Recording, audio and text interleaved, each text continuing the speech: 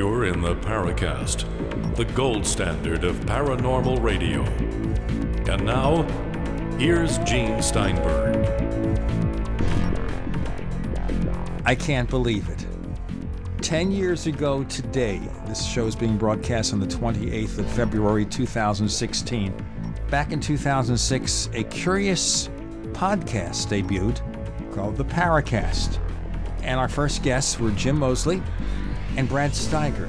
Now, in case some of you don't recall the story, Brad Steiger named this show.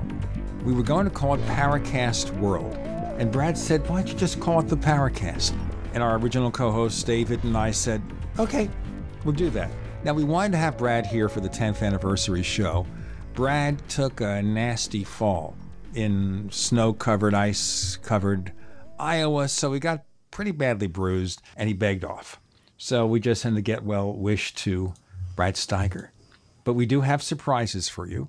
We have Greg Bishop, of course, who was one of our guest co-hosts between the time we had our first co-host and Chris joined us.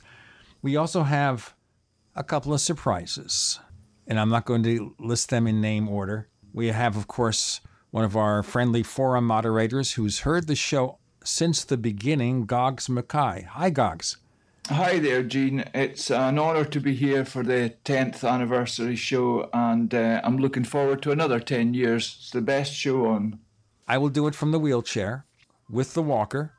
And we also have another surprise guest who hasn't been on the Paraccast for a while, but we hope that's going to change. Paul Kimball, welcome back. Hi, Gene. Hi, Greg. Hi, Chris. And hi, Goggs, from New Scotland to Scotland. Hi, Paul. Good, always good to hear a Scottish accent. Thank you. Always good to hear you, too. One of the things I always liked, and we had Paul on the show, is he would say things that were so memorable you wanted to include them in your demo reel. And one of the most interesting statements you made on the Paraccast, Paul, is when you talked about the Aztec UFO case and compared it to Dracula, where you stick a stake in it and it always comes back to life. You remember that? I do, and I wish I could take credit for that. I can take credit for propagating it, but I can't remember the old UFO updates list, which Errol Bruce Knapp used to run, which is gone now. Somebody on that list many years ago, when I was actually making a film about the Aztec case, referred to it, I believe, as Ufology's Dracula. And I honestly can't remember who that was. And nobody sort of cared. It was a kind of a random poster. It wasn't one of the regulars, I don't think. But I thought, well, that's basically what Aztec is. So I kind of took it and ran with it. But as Mac Tonys used to say, the crypto-terrestrials was not something he came up with as a term. I'm happy to say that I only propagate the Ufology's Dracula phrase. I didn't actually come up with it. Now, it's kind of strange and ages me, but when you first referred to it that way, Ufology's Dracula, you know what I thought about?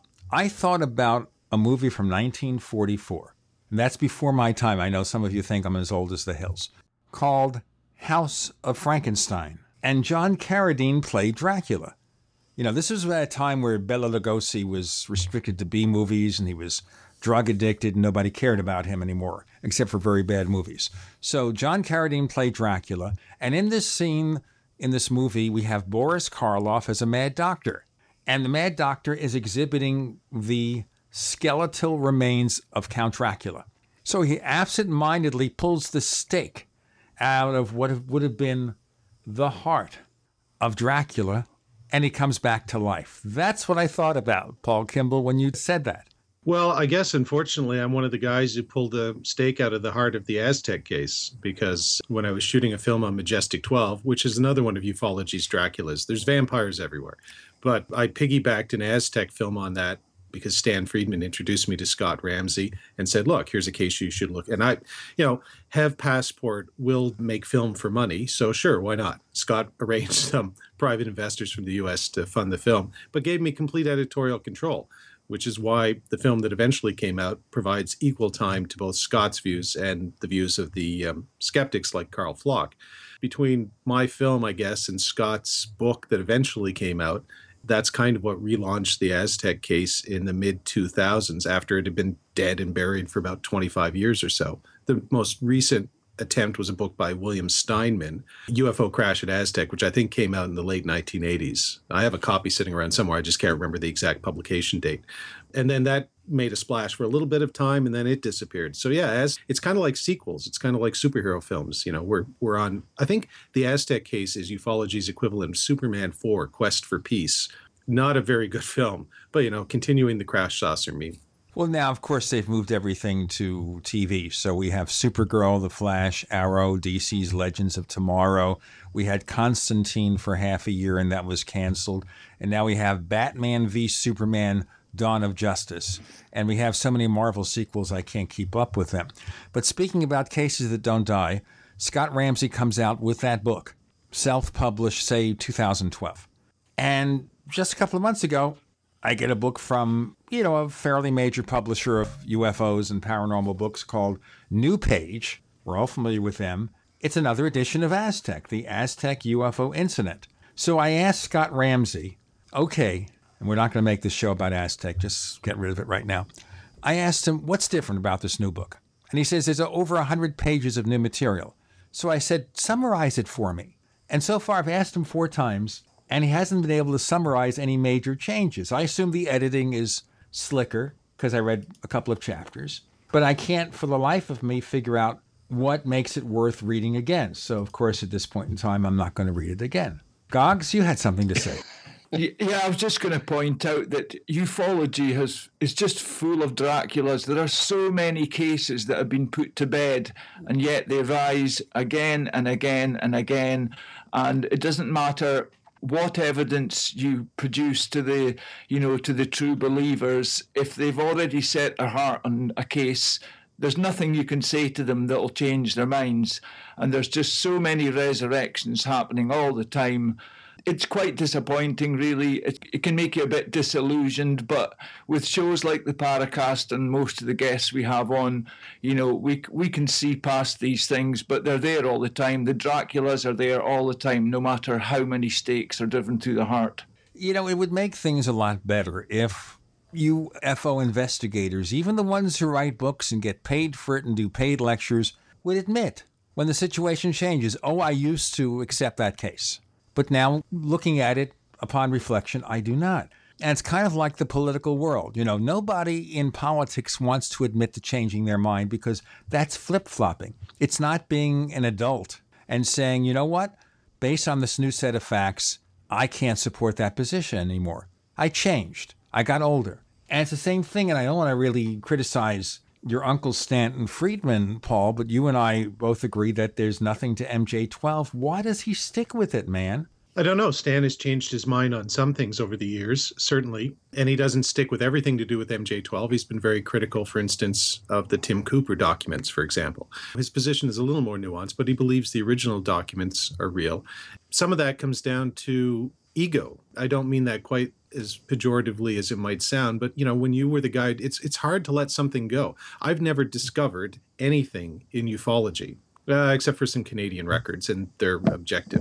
I just kind of write or make films about UFO cases, or I used to. So, for instance, when I did my top 10 film back in 2007, you know, I put up a post a couple of years ago where I said, look, here's what I think of these 10 cases now. These 4 have been explained. These 3, I think, you know, I think have been explained. Tim Printy took a really good crack at the RB-47 case because I challenged him to, and he devoted an entire issue of his Sunlight magazine to it. And I think he did an exhaustive job, and I generally accept his conclusions, generally. So, you know, you have to be able to revise your position when somebody, I mean, isn't that what UFO researchers are always asking for? They want the skeptics to take them seriously. They want them to look at the evidence. Well, when they look at the evidence and they come up with a reasonable explanation, then you kind of have to accept it and move on. We've got the 10th anniversary special roundtable of the Paraccast, and we're featuring Paul Kimball, Greg Bishop, Goggs Mackay, Gene, and Chris. You're in the Paraccast.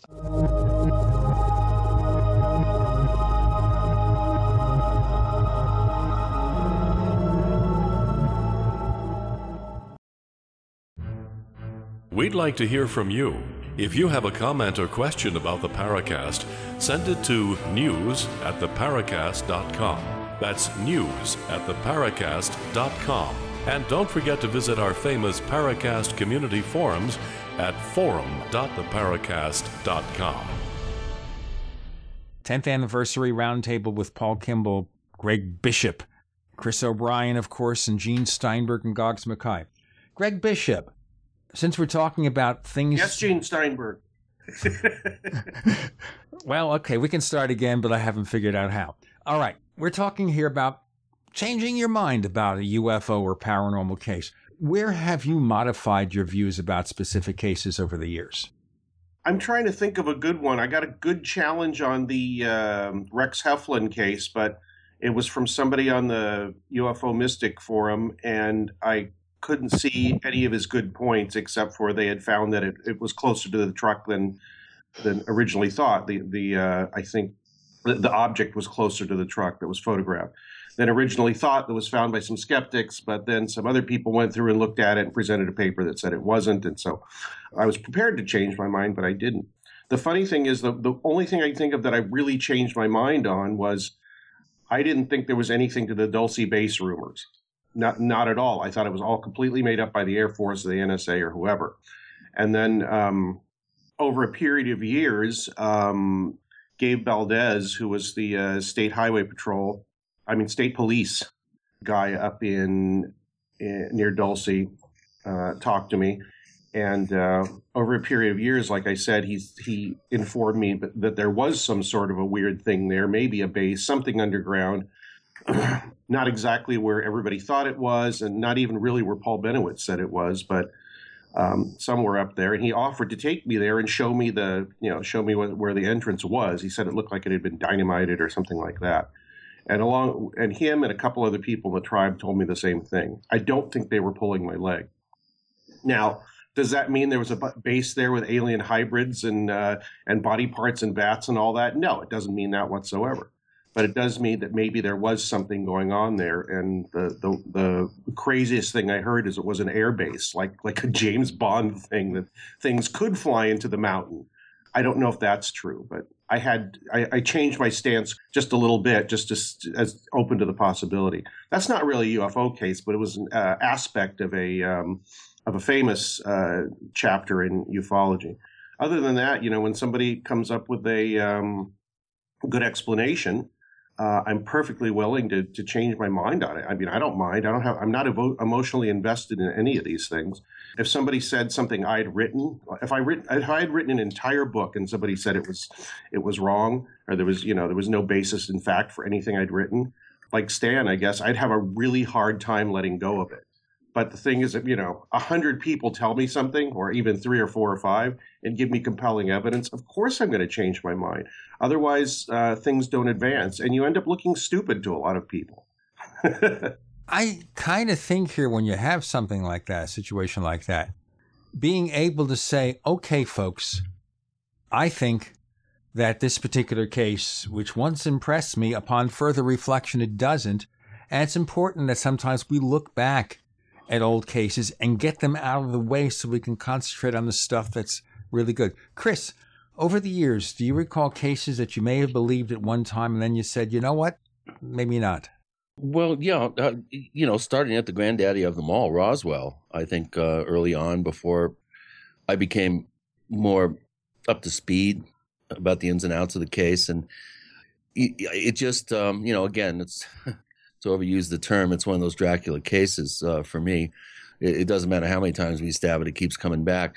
When I initially heard about Roswell in the late 80s, early 90s, I thought there was something to it. Of course, with that wonderful headline at the Roswell Daily News, and the fact that the Army actually, was responsible for putting out the announcement and all that. I was very impressed with that. But of course, the more that I have dug into the case, the more it's gotten, I don't know, just almost a mythic reputation. I don't think the books that have come out since the original couple 3 have really done the case a great service. I think the waters have been incredibly muddied. I've become less and less convinced over the years that it was an extraterrestrial event, and become more and more convinced that we were dealing with some sort of man-made object, although that's not a very popular point of view.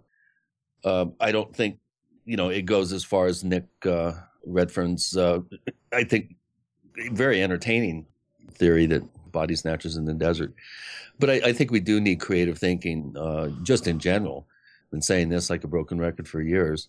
Other cases, yeah, there have been a few. I think Cape Girardeau is one that deserves more attention. I originally thought that there was nothing to that. Having dug into it a little bit, I think that there may be something there. Other cases, San Luis Valley cases, I think over the years, the cases have stood up surprisingly well.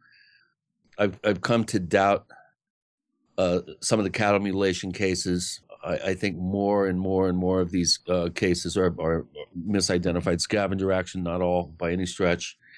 So my thinking has become more conservative in general around that particular mystery. But I do, again, stand by my assertion that we are dealing with a serial crime spree of unprecedented, levels, if you will, and that there's definitely something there. But, I think for the most part, I trust my instincts about cases. I don't even really dig into cases that I just don't feel that I feel are instinctively are just a waste of time. Perhaps that's a fault. I'm not sure. I just don't have enough time to devote to chasing my tail or chasing around cases that don't have enough scintillating evidence to really attract deep interest. So I don't know if that answers your question, but I am pliable enough to, I think, to look at new facts coming out about a case and factor that in. I try to be as flexible and open-minded as I can and as objective as I can. Goggs, what about you? I'm not too sure about actual cases that I once believed and now I don't. But say, for instance, certain pieces of evidence. Now, I think a lot of us believed the Belgium triangle photo was genuine, and then it turned out that it wasn't. I still think Roswell had something pretty high strange about it. I've never believed Aztec. Because the one thing about the Roswell case is, say 20, 30 years ago, there was still, a large number of living witnesses who had, some part to see in the whole event. Can I quickly just go back to the thing about Stanton, Friedman, and the NJ12 documents? Let's hold that for our next segment. Okay, so we'll talk about Stanton, Friedman, and MJ12. We're still present. We're still accounted for. We're here doing the 10th anniversary episode of the Paraccast. 10 years ago today, the show premiered. We have Paul Kimball, Chris O'Brien, Gene Steinberg, Greg Bishop, Goggs Mackay. With Gene and Chris and everyone, you're in the Paraccast.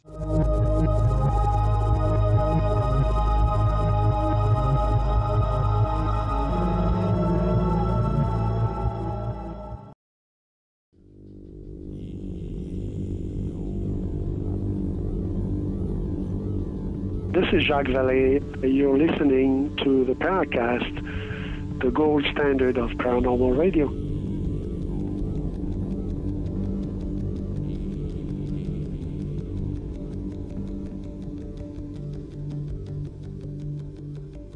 We continue, kind of revisit old cases where our opinions might have changed.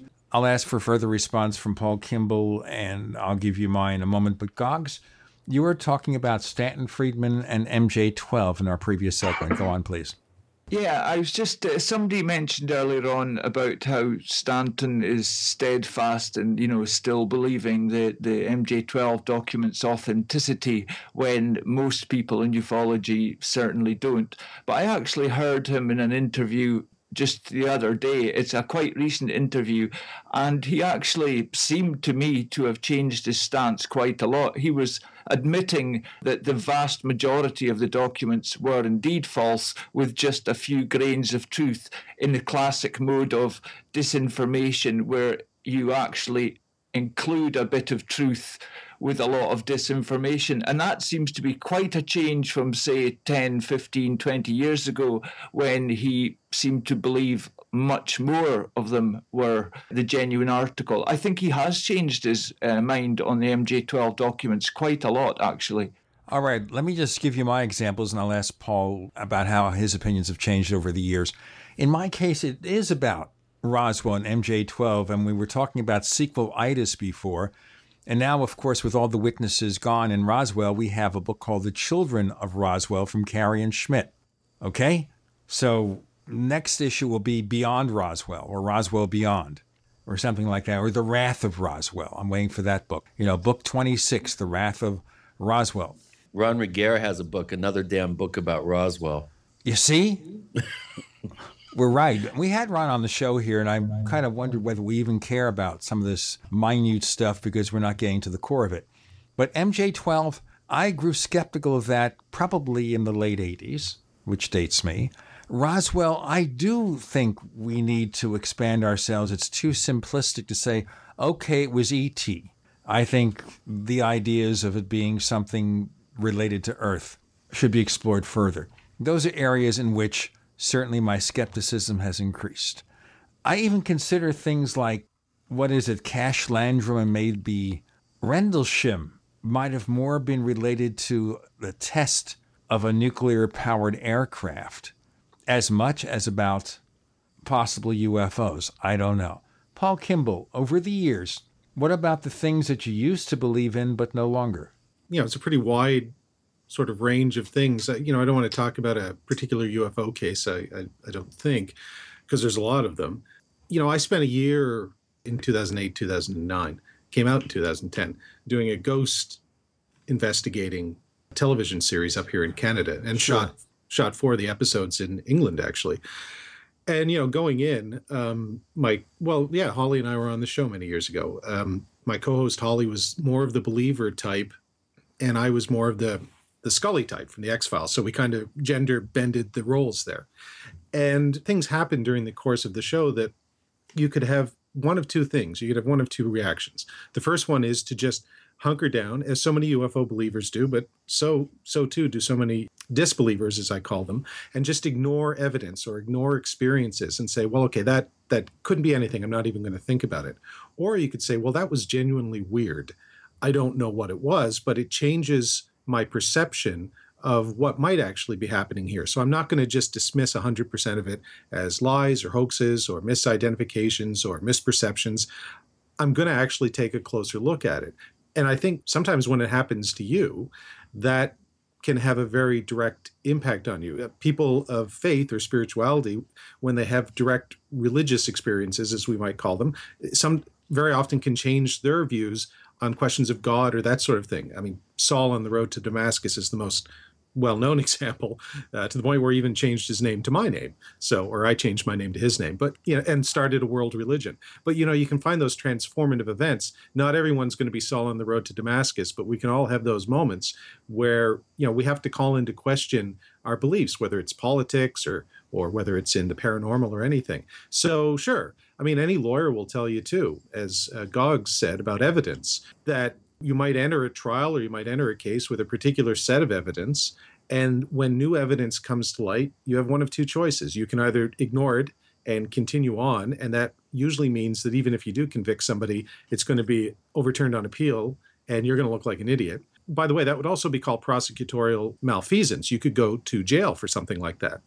Certainly lose your job. Or you could take the new evidence and you could say, you know what, I'm going to factor this into what I'm looking at, but I'm also going to give it to the other side and say, look, you take a look at it and you give me your thoughts and let's try and come to the truth of the matter here. I see that in my day-to-day life all the time, whether politics or the industry I work in or the things that interest me like the paranormal. Far too many people don't share new evidence or don't share their opinions in an open and honest way. Without that, you can't have a real dialogue. It's one of the reasons why I was attracted, that sounds wrong, but I'll say attracted to Greg and Nick and Mac Tony's. We all sort of thought the same way, that none of us had any real preconceptions. We would just run ideas through the mill. And I think that's the way you have to look at it. And if more people would do that, I think you'd find more people interested in the subject. Well, the problem is that when the media covers UFOs, it's always with pre-built assumptions. So UFOs have to be spaceships. We accept that. The Roswell crash was real. Now let's have another exciting UFO event. Let's get the night vision goggles out. And that is where it begins and where it ends. And it's why we get possibly nowhere. Now, if you folks heard last week's episode I did with Peter Davenport, and Chris had to leave a little bit before the end of the show, I was really kind of ragging on him about the database. You know, he's kept this database up for 22 years with thousands and thousands of UFO cases, and it's really almost useless because it doesn't have very good search. He's not apt to see if there's a way to merge that with, say, MUFON's database, although both parties would have to agree. It's at a point where we have all this information, a lot of it is online, but it doesn't do anything. We're not really investigating anything, we're just sighting collectors. We're storytellers. Who wants to enter with a comment about that? Just jump in. Okay, I will. I recently interviewed Cassidy Nicholas, who's an official in MUFON, and I asked her directly, I said, 1, are you changing the questions you ask instead of just how high was it, what color was it, all this other stuff? 2, and she said, yes, they're changing it or they're trying to. 2, how do you guard against people leading witnesses? Because, you know, your impression of the typical UFO investigator is they're trying to find evidence for extraterrestrial visitation. She assured me that they are told to be as non-committal as possible, not to lead the witness, don't ask them any leading questions. It's like, okay, I guess that's all you can do. And the third one was, what do you do with this database? Can anybody use it? She assured me that anybody could use it in a limited way. I guess if you're in the hierarchy or a member or something or make a special request, you can use it. But the thing is, up to now, people like Davenport, MUFON, and earlier the APRO and a few other QFOs have been collecting all this information. And it's an incomplete list, but it's a huge database. Probably one of the most creative things that could be done with this database is get it all together, standardize it in some way, and then start running it through extremely strange scenarios, mixing very disparate things like the person's background and the day of the week or something like that. Another thing that was pointed out that should be added to the database, and when Jacques Vallée spoke at International UFO Conference, he said this near the end, which somebody said they thought I was going to stand up and cheer. But he said the database is great, but things should be added to it, like subjective impressions, and maybe more importantly, what was the person doing before? What activity were they engaged in? What were they doing that day? And what happened later? What happened the next day, the next week, a couple, months, years? How was their life changed? Let's do our break, and then Chris, you respond, then we'll have Goggs. Okay, the 10th anniversary Paraccast show. Getting down to business with Goggs Mackay, Greg Bishop, Paul Kimball, Gene and Chris. With Gene and Chris, you're in Le Paraccast.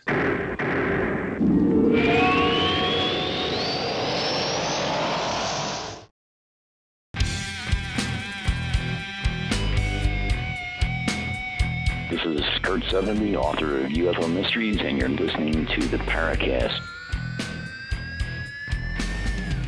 We have Paul Kimball, Goggs Mackay, Greg Bishop with Gene and Chris on the Paraccast. Let me remind you about the Paraccast Plus. Haven't mentioned it so far today.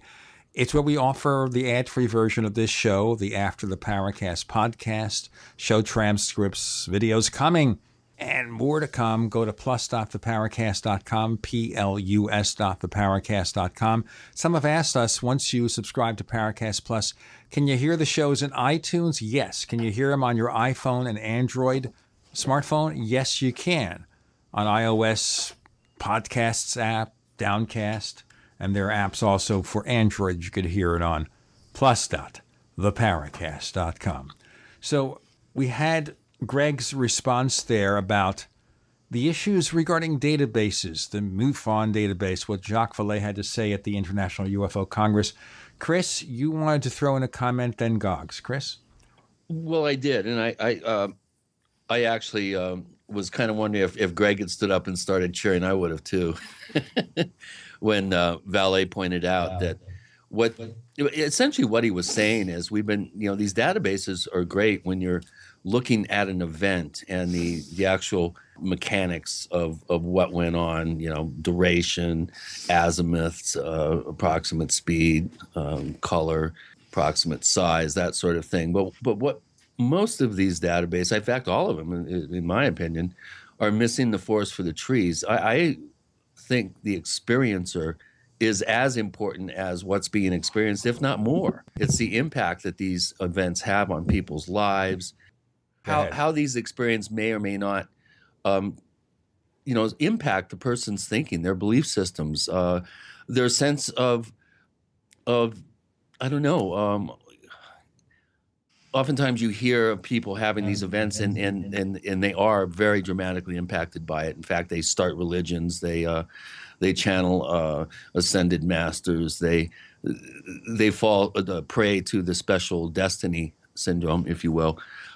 But some people don't. It's the impact of these events on their life and their thinking is more subtle. And I think it's these follow-up interviews, staying in touch with witnesses, ringing them up occasionally, and just having small talk, and then just kind of feeling them out to find out how the event has changed or hasn't changed, how they view themselves, their place in reality, and the type of phenomenal event that they experience. I think this is very, very important, and it is not being addressed at all. Yeah, Gene, I've just got a quick couple of points going back to Peter Davenport's appearance last week. There was one thing that I just thought was great when you asked Peter, what are we getting out of this? You making your kind of database and stuff, without merging it with others. And he said, "Oh, Gene, I get, calls or emails from people saying, oh, you've no idea how much you've helped me or something." And you quipped back, "Oh, that's great. You made somebody feel good," as if to sort of say, that's not really enough of a reason to be doing. I've got the greatest respect for Peter Davenport. He works very hard for a long time for no pay and all that. We get that. But he just seems so reluctant to kind of even consider merging his data with anything else. And what I was basically wanting to, I wanted to get a hold of him and say, right, you're doing all this work. You've been doing it for 20 years or so, Peter. But why? What is the point if all you do is keep it to yourself with no intention of adding it to the greater picture of other databases stuff? So I'm thinking he's complaining about all the hours he has to work and stuff like that for no pay. I'm thinking, well, why? What are you doing? What's the end result you want, Peter, apart from just having this database? It's not going anywhere. And the only way to make it go anywhere is to take it further by, adding the work with the work of other people. I don't know what his end aim is if he doesn't wish to, share the data with other people. I mean, I understand him saying, "Oh, I've done the work and I don't want to just give it away for free." So, why is he doing it? I couldn't understand what his motivation is to give up all this time, but for what? This is the thing that bothers me so much. Now, he's trying to put a cash value on the database. Well, I've been doing it for 22 years. I don't just want to give it away. Well, what do you want to do with it? It's the same question we'd ask of MUFON or anybody who has a database. Now, remember here, we have these file cabinets with APROS files in it, and that stuff has never been digitized. And there could be a ton of information there that we have no access to. In fact, Chris, I know you've made a lot of comments about that we have these people who are caretakers of APROS files, and nothing's being done. I gather, Chris, nothing is still being done. Completely disappeared as far as I can tell. I haven't been able to even ascertain whether they're still in the Sedona area or not. Their phone is still apparently works. There's no message on the message machine. So I'm assuming that the same phone numbers work. And every 3 or 4 times a year, I call them up and say, "Hey, remember me? You owe me a visit to the APRO files." And unfortunately, I just hope that they haven't been ransomed off to some private collector or some Japanese guy, or, you know, you just never know. These people were caretakers of $1 million gem and mineral collection and used it as collateral to get loans to buy land, and got busted. They're shady kind of fly-by-night people to begin with, and the fact they ended up with the files is just flabbergasting to me. They were talking 15 full 4-drawer file cabinets, plus a lot of boxes, books, tapes, that sort of thing. Enough to fill a small storage locker.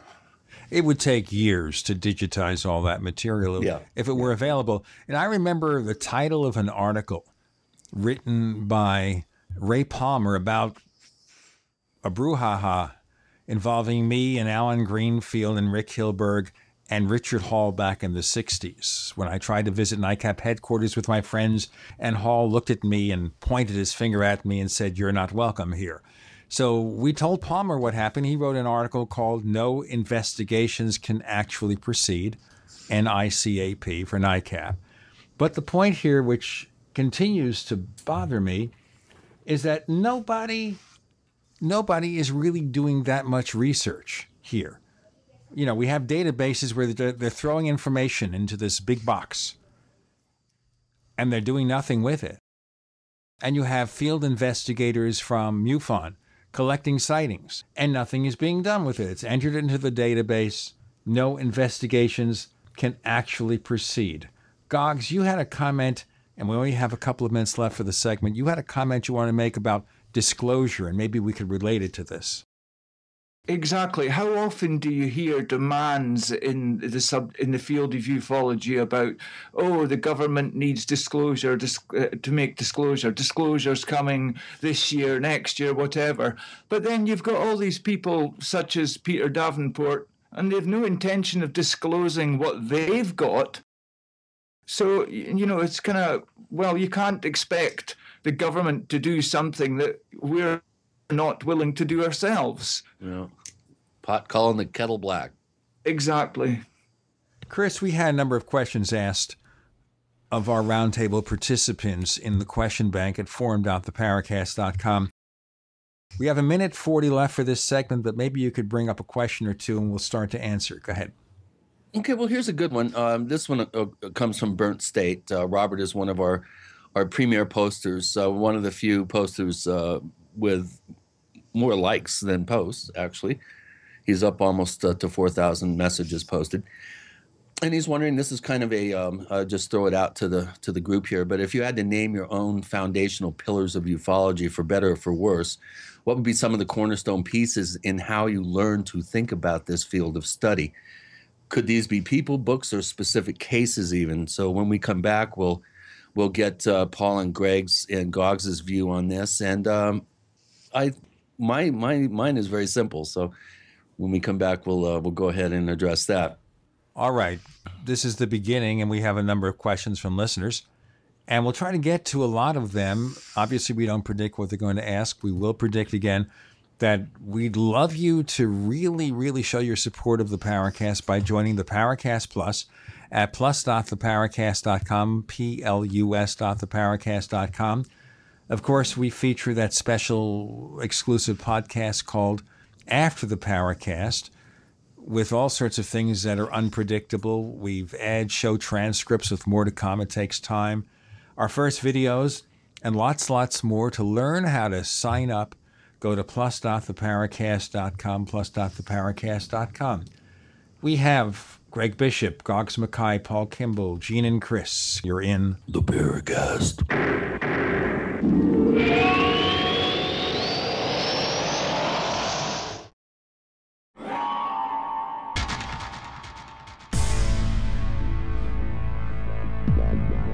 Welcome back to the Paraccast, the gold standard of paranormal radio.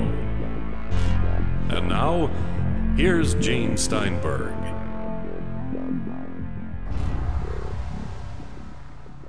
The Paraccast's 10th anniversary show.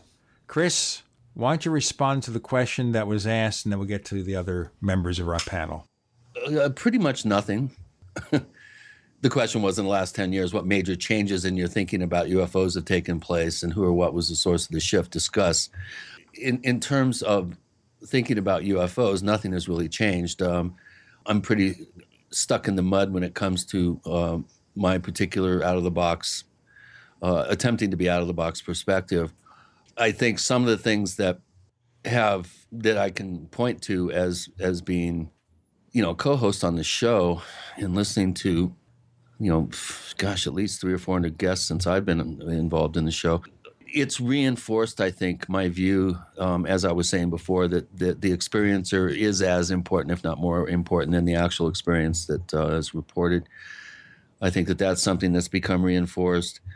We're seeing a dramatic increase in hoaxing and the dumbing down of, I think, the level and quality of education, I think, out there in the general public about the subject. We're seeing a real shift to delusional thinking, I think, on the part of the, as Tom Adams would say, the great unwashed masses out there that devour this stuff. And I find that very unfortunate.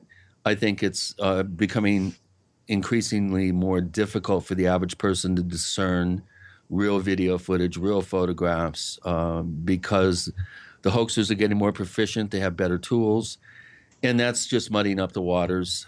I ebb and flow about this subject.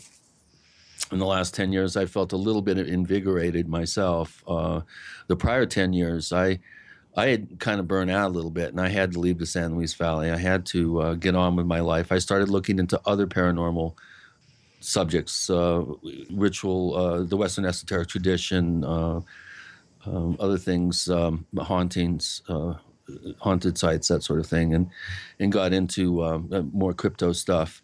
I tried to get away from the UFO and the cow thing for a while, but for the most part, nah.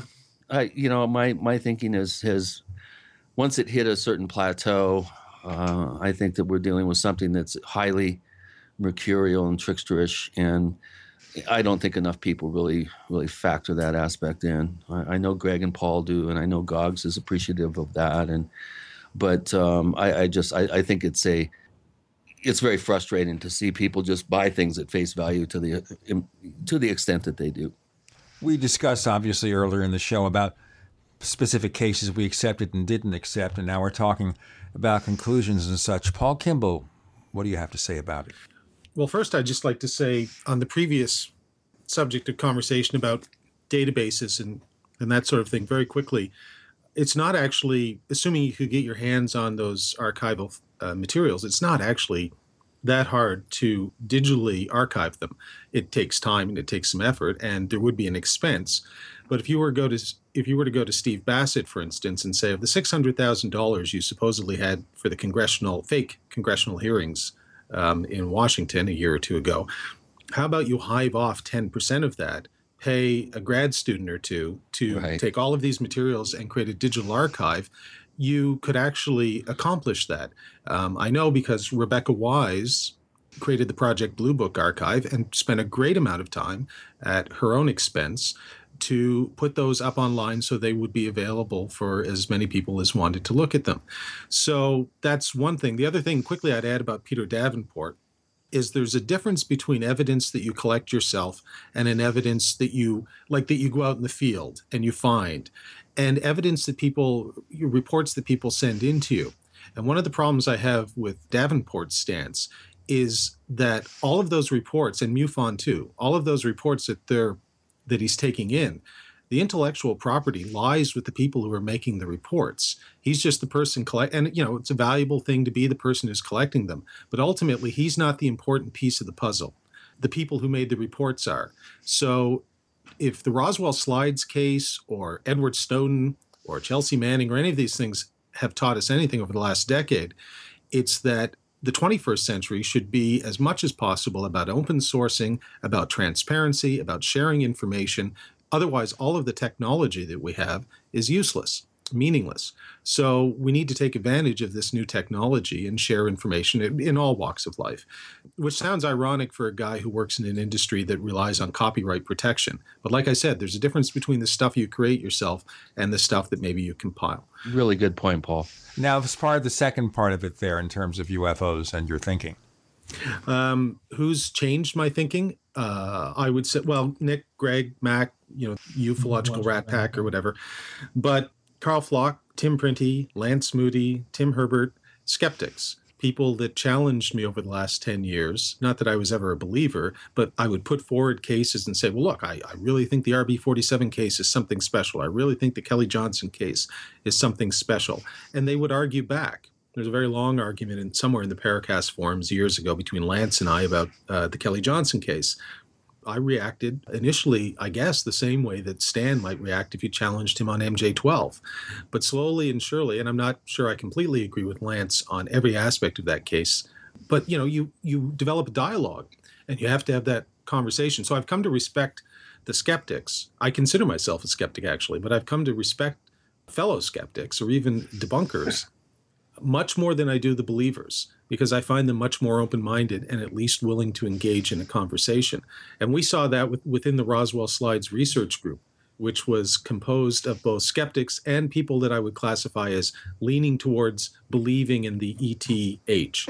And we all managed to work together and basically solved the Roswell Slides, the big mystery, within about 2 days, because once we got the data that Hyman Wasson and the others were hiding, it was fairly easy to discover what it was. So there was no big mystery. It was only a mystery that was created by people that were looking to make money off of it. And so that kind of open sourcing and cooperative venture between people on other issues, we all had different points of view. But on that one issue, we could come together and we could work together to come up with a pretty quick solution, because we didn't hold anything back. We didn't get offended. We didn't get our feelings out of joint, and we shared information. And I think that's the way forward in the 21st century. And what guys like Davenport and MUFON are doing are looking at a 20th century model that utterly failed research into the UFO phenomenon because it compartmentalized information amongst different people and different groups. And the Roswell case is replete with that. You had Stan Friedman and Bill Moore on one side, Kevin Randall and Don Schmidt on another side, other researchers over here, and none of them would share their information. That's not the roadmap to truth. That's just a roadmap to what we have now, which is a whole bunch of competing maybe truths, and nobody knows what they are. Well, it's kind of like if you keep repeating the same thing each time and expecting a different result, that's the definition of insanity. I'm not going to say someone is insane as a result, but I think disclosure is the biggest example of that. In terms of my thinking, I started out with the ETH back in the 50s when I was a wee lad in Brooklyn, New York. And it's modified to basically saying there's a lot of things happening here in terms of experiences, and we don't really fully understand all the interactions yet. So maybe I know less as I get older. How about you, Greg? Well, the thinking generally hasn't changed. I think my basis was reading things from people like Robert Anton Wilson when I was in my 20s, who basically, his basic message is believe nothing, but take in all the information and weigh it put it through your own personal filters, and trust that those filters are good and equitable. In terms of in the last 10 years, about the only people I could think of are Burnt State's one of them, actually, one of your the guy that asked the question and that I've contacted and talked with a little bit. He's changed my mind a little bit, or at least my focus. And before that was Bruce Duensing, who passed away tragically last year. But I had some intense conversation and communication with him for about 3 or 4 months. Let me just do the break here and we'll continue with that. I keep getting on breaks. I know that. With Greg Bishop, Paul Kimball, Goggs Mackay, Gene, and Chris. You're in El Paracasto.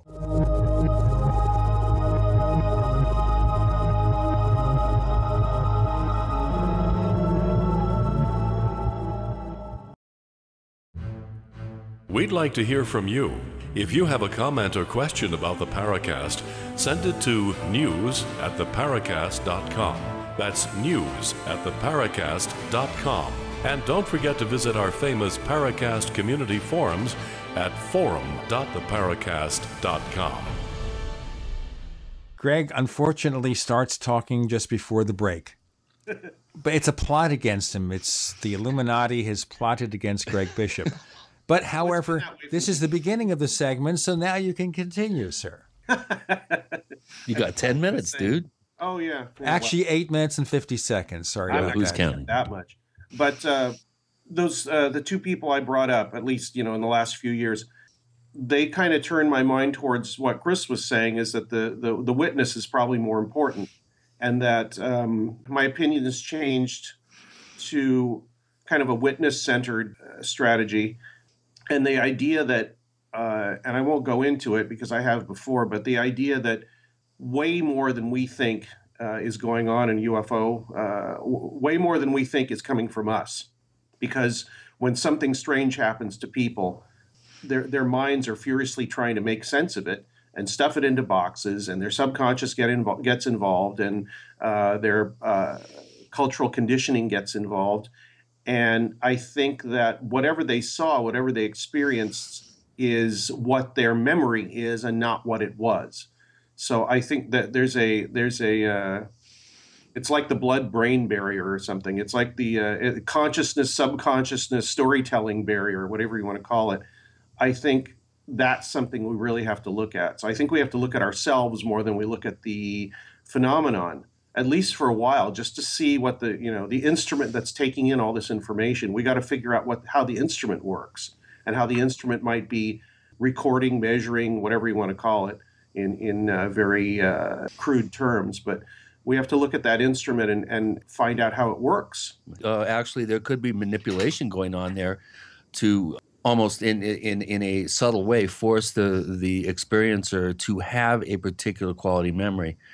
So we don't even know where the dividing line is, whether the memory or the experience is pure, whether it's being adulterated. We don't know. I think we adulterate it more than for some reason, I get my intuition is that we adulterate it more than the phenomenon ever could, for the most part. I would have to talk to many people who, are absolutely convinced, or I'd have to go through it myself. If I went through something like this myself, I'm sure, I would hope not, but I'm sure a lot of my opinions would change. I've never had any kind of close encounter like that, at least not that I remember. And that might change my opinions. I have no idea. But for right now, I've got this very strong intuition that a lot of it is coming from us.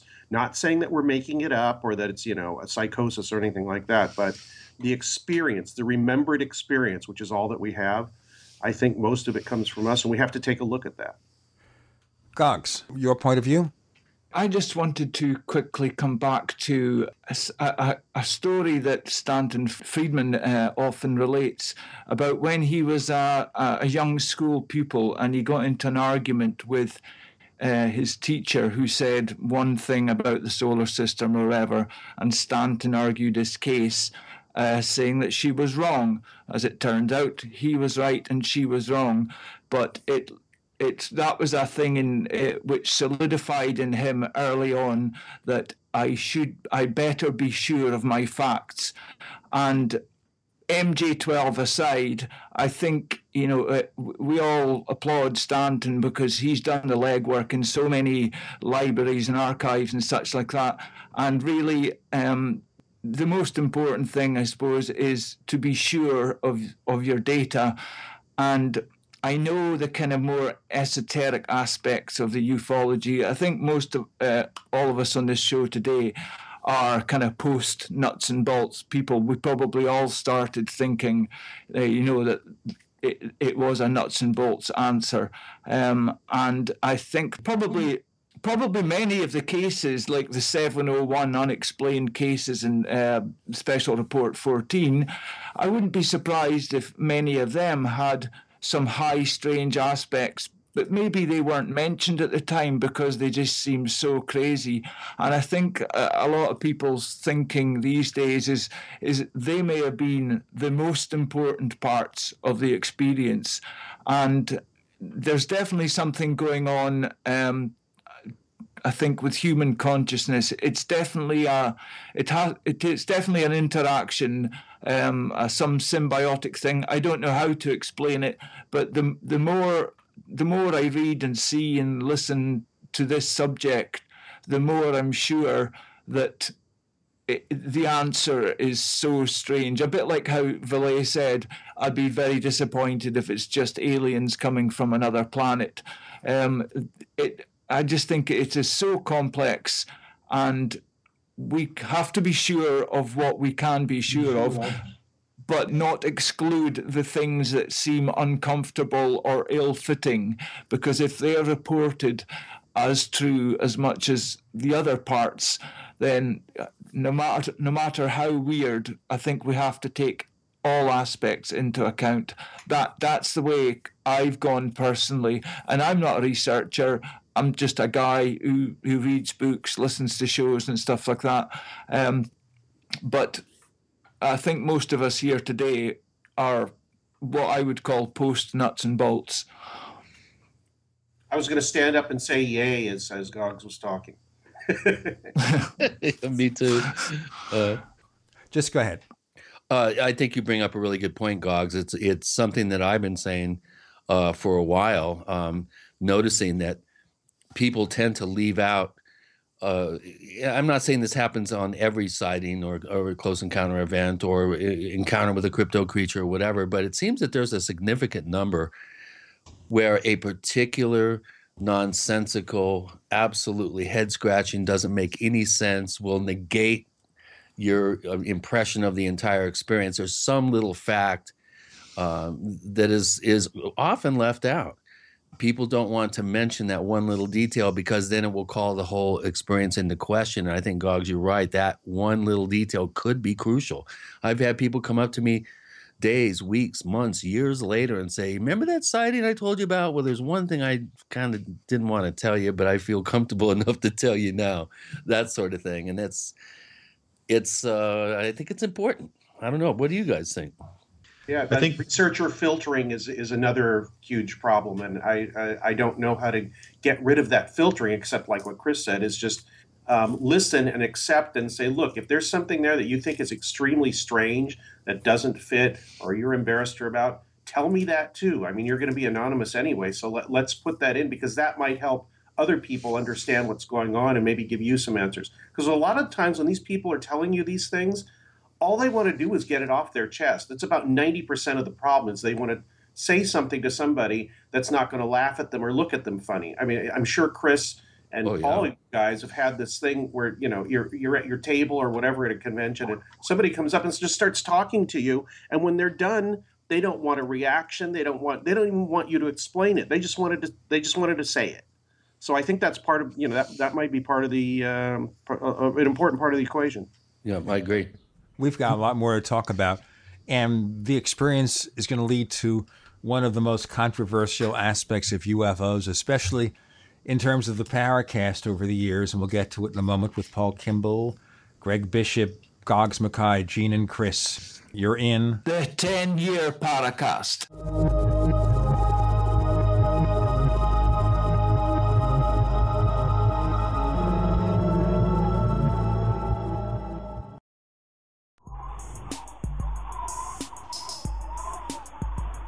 Hey, this is Marie D. Jones, the author of This Book is from the Future, and you are listening to the Paraccast, the gold standard of paranormal radio.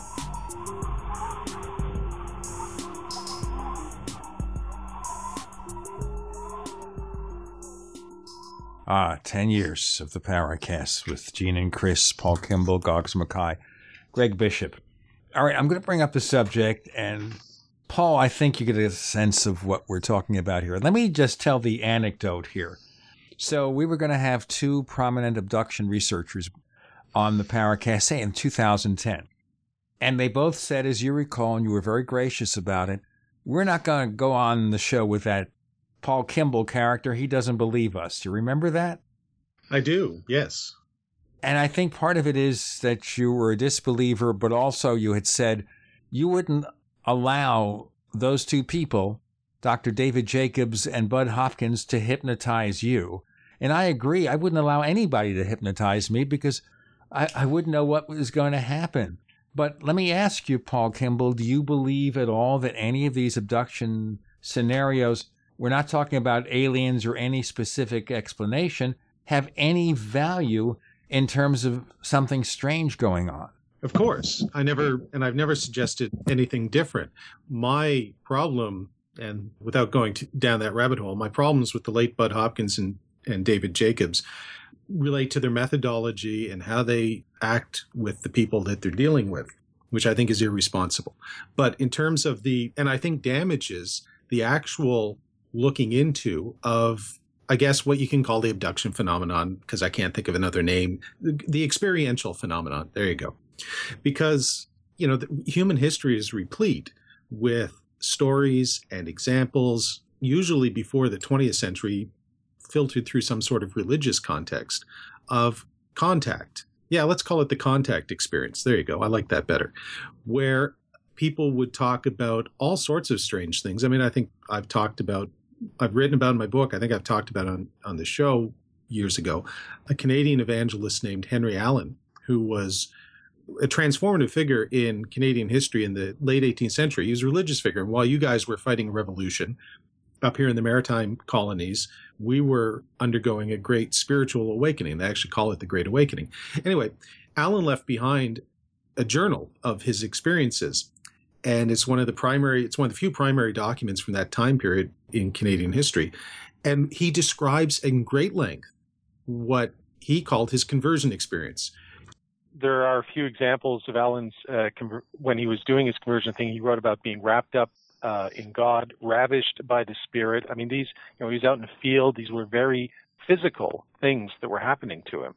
So if you were to flash forward him 250 or so years into the modern era, you might view those experiences, given the way we look at things now, less in a religious sense, although many people still do.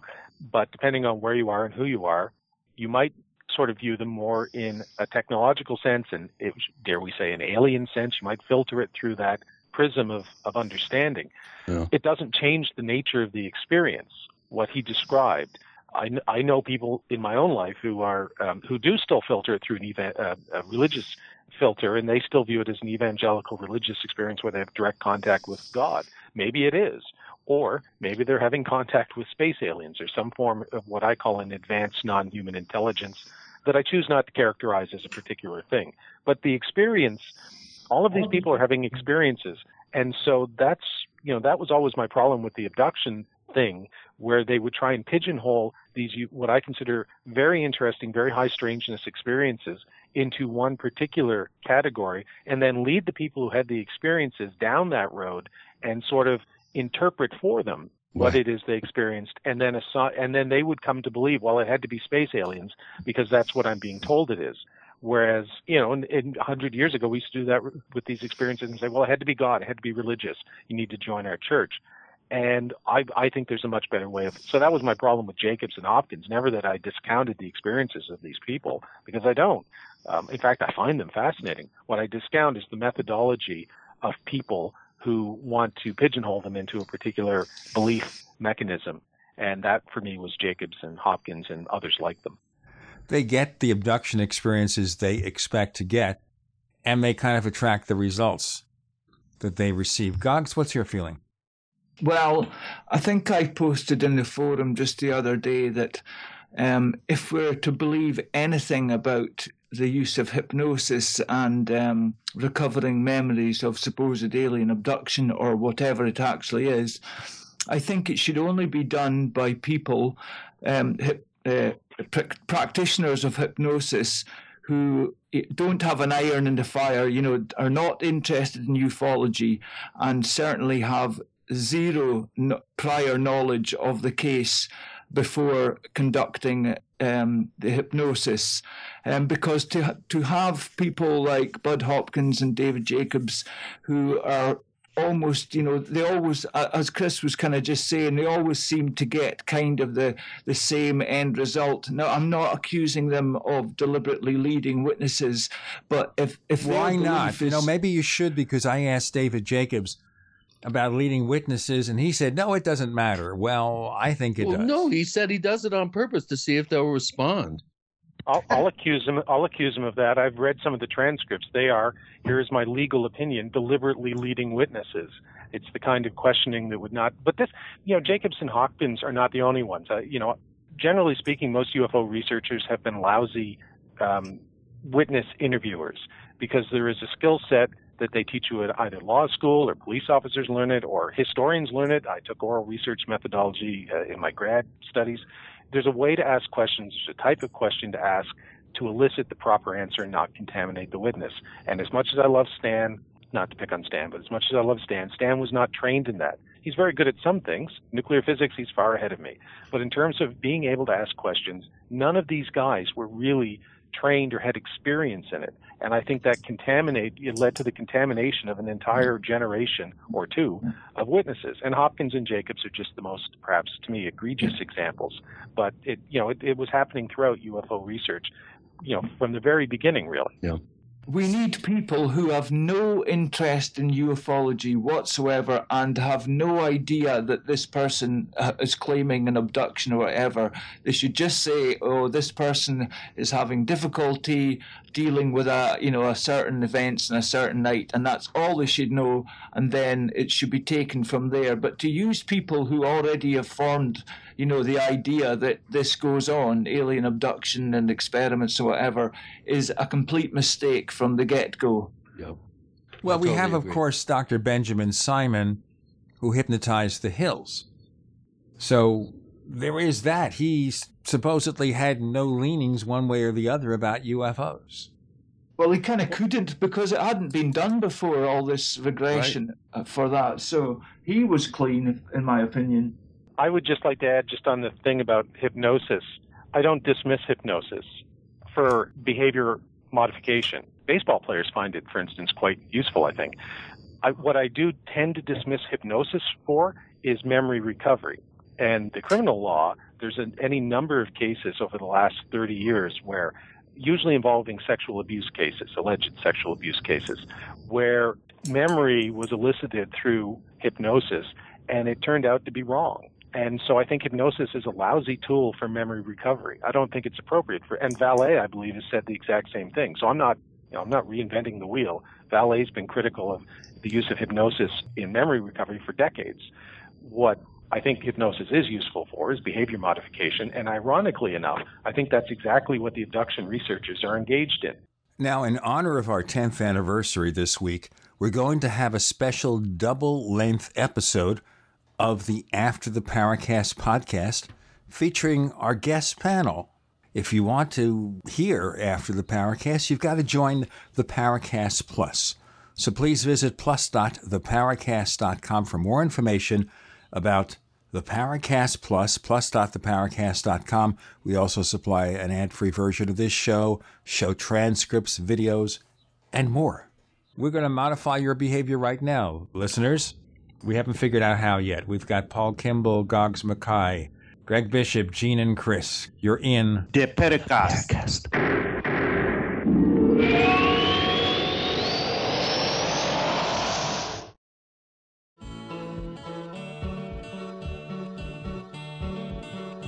This is Micah Hanks of the Gray Alien Report, and you're listening to The Paracast, the gold standard of paranormal radio.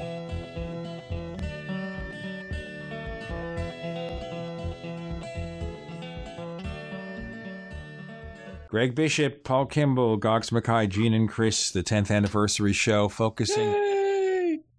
Yeah, let's applaud. Yay! Some people might feel relieved. You did it, Gene. You did it. I don't know how, but you did.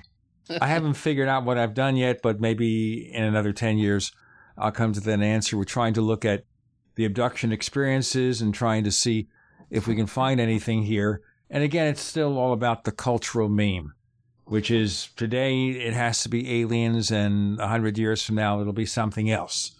And we know what it was 100 years ago. Well, I'd like to chime in here just a little bit on this. Having had a regression session with the first licensed hypnotherapist, I think, in the United States, Dr. Ivar Berkman, when I was 13, I was never allowed to see the results of my regression. There was some deep probing into my pre-adoptive life. I was adopted when I was 5, and I was never allowed to go back there. I was never allowed to hear the recording. So I've always wondered about that. But the point I was going to make here is that hypnosis, I think, is like gasoline. And when you have an emotional experience that has a deep subconscious impact on the individual, if you have an experience that's really, that allows emotional elements to well up, I think that by improperly regressing somebody, you're throwing gasoline on a fire, and that's where you could have a very fertile ground for leading witnesses, for witnesses to their hidden fears, wants, and desires may come out in the quality and the languaging of what comes out of the regressive state. And this is something that you don't hear much about. People don't talk about this much, but whenever you hypnotize somebody about something deeply emotional and that touches some sort of primal urges and strikes to the soul of their emotional body, it's really, really delicate territory. And I think that it's very, very easy to. It's one thing to hypnotize a witness and say, what color was the car? Do you remember the license number? Do you remember the color of the hair? That sort of thing. That's kind of done in a very sort of objective, sort of dispassionate way, as opposed to somebody that's had this what they think is a horrifying experience. So I think the emotional element of the witness or the experiencer is treated, I think, a little callously by the before mentioned investigators and others. That's why I think people like Barbara Lamb and Leo Sprinkle, and in a lesser way, Deborah Lindemann and others, I think they ratchet down that aspect, but then they sometimes go too much in the other direction and try to make it all okay.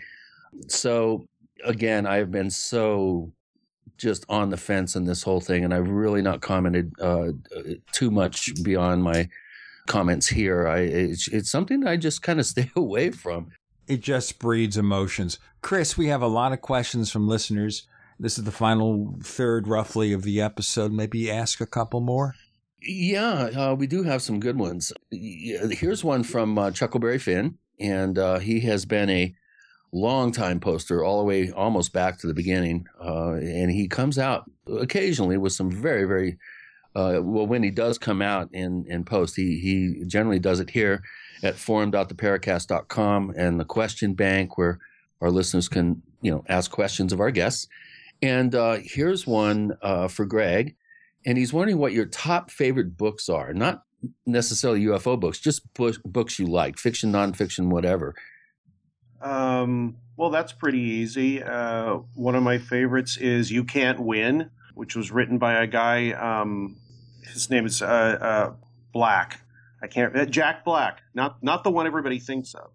And it was a pseudonym. This was written in the 1920s. It was about it's William Burroughs' favorite book. It's just about a guy that was a career criminal starting out in the late 1800s and into probably 1920 or so. And it's just a fascinating book, and I've read it probably 10 times.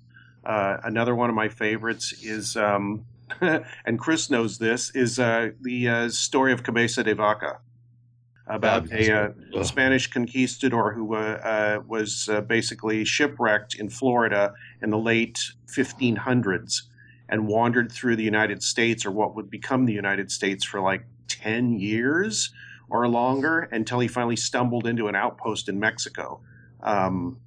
After meeting all kinds of indigenous people all the way 1531 was Narvaez. So it was early 1500s. The reason I'm fascinated by this is the reason I'm fascinated by I'm fascinated by anybody who experiences something or gets involved in something before anybody has any idea how to talk about it. Right. So that the experience is pure and it doesn't have preconceptions all wrapped around it. As far as UFO books, I think my favorite UFO book, one of my favorites is, and I've said it before, is Messengers of Deception, for obvious reasons. And another one of my favorites is the I can't think of it. Jim Brandon's book, Rebirth of Pan, which is kind of hard to find, but very, very, very deep influence on my thinking. And maybe Operation Trojan Horse, anything by Keel. But yeah, these are those are basically books that come up when I think of my favorite people. Another one, strangely enough, is John Barleycorn by Jack London. It's just about basically an autobiography of him being an alcoholic and how he became one and the problems he had with it and all that. And this was written in 1911 or something like that, when nobody really said that alcoholism was a disease. He dealt with it very straightforwardly, and people actually don't want to think that it's an autobiography because it shows a weakness in him, which was actually a brave thing for him to do at the time, to write that. So yeah, those are basically some of the things that float my boat, I guess.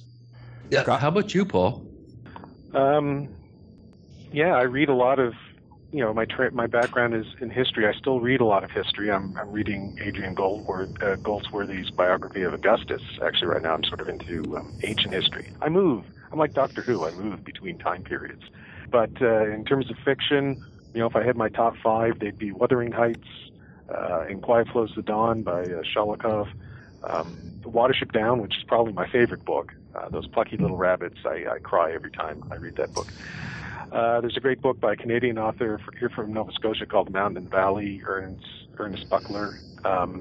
That kind of stuff. I love the late 19th century romantic literature, Pride and Prejudice, and all of that. Far from the Madding Crowd, I'd probably make my 5th sort of book. And I revisit those, I read Watership Down usually once every year or two, but I revisit them every now and then, even as I'm trying, I try and read newer books, new literature. It's just, there's so much out there. It's like music. There's so much out there that it's hard to, and we all have lives to lead and jobs to do and stuff like that. But the nature of what I do, writing screenplays or whatever, yeah, as I was saying, when you make your living, at least in part, on telling stories and writing screenplays and stuff, you have to be, you have to have an understanding of literature. Shakespeare. I've read all of Shakespeare's plays, for instance, and every year I try and go see at least 1 or 2 when they're performed locally here. So, like everybody, I would think you have a broad. Actually, I shouldn't say like everybody. One of the things that annoys me most about modern society is that people don't read as much as they used to. Mm-hmm. And that's part of the Twitter, Facebook. And I use those things. I'm on them more or less all the time, it seems.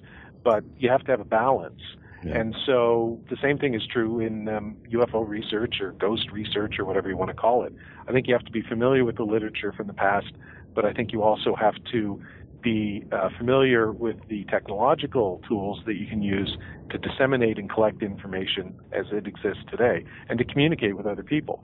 So it's a balancing act between both, and it's, within the paranormal world, it's hard to balance sometimes. Far too many people seem stuck in the past and not, using the tools of the present. And a lot of people, as Chris mentioned earlier, who just go online and look at videos, crazy videos of sea monsters or something jumping out of the water, third phase of the moon. They're not familiar with the literature of the past, so they sort of say, "Wow, this seems really new. This is amazing." Really? No, people have been talking about this for 50 years. So there's, you have to walk that fine line between the two different worlds. It's not always easy. I'm going to list some of my views about this in our next segment, concentrate mostly on UFOs and or paranormal books. But we do have 4 more segments and more of your questions. This is our 10th anniversary roundtable. We've got Paul Kimball, Chris O'Brien, Gene Steinberg, Goggs Mackay, Greg Bishop, all together in one large virtual room that's stuffed to the gills. With Gene and Chris, you're in The Paraccast.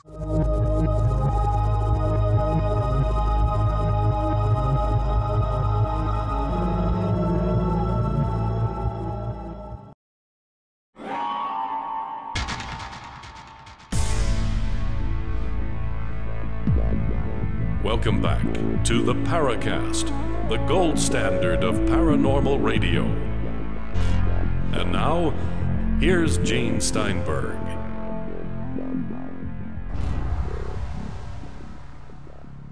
With Gene and Chris and Paul Kimball, Goggs Mackay and Greg Bishop, the 10th anniversary show. 10 years of the Paraccast. And for those who are tuning in late on the various radio stations that carry us, we had also hoped to have Brad Steiger, who was one of our first guests on the show, and he had a bit of a fall in the snow-covered Iowa. So he's on the mend. We'll have him back in the near future. And we also wanted Nick Redfern on, but Nick has not one but two book deadlines at the end of March. So every spare second that he's awake and coffeeed up, he's writing. Which, what else is new? It's funny about coffee. With me, I drink coffee in the morning. Within an hour, I feel groggy. But if I just take one of those energy drinks like Red Bull, I'm raring to go. There you go. How low can you go? Books that impacted me in many different ways. And I'll focus on UFOs. And I think the first book I ever read, Flying Saucers from Outer Space by Major Donald Kehoe. Not that I agree with a lot of what Kehoe says and what he concluded, because it's just the same stuff that we talk about today in the UFO field if you're not engaged in cutting-edge thinking, but because it was the start for me.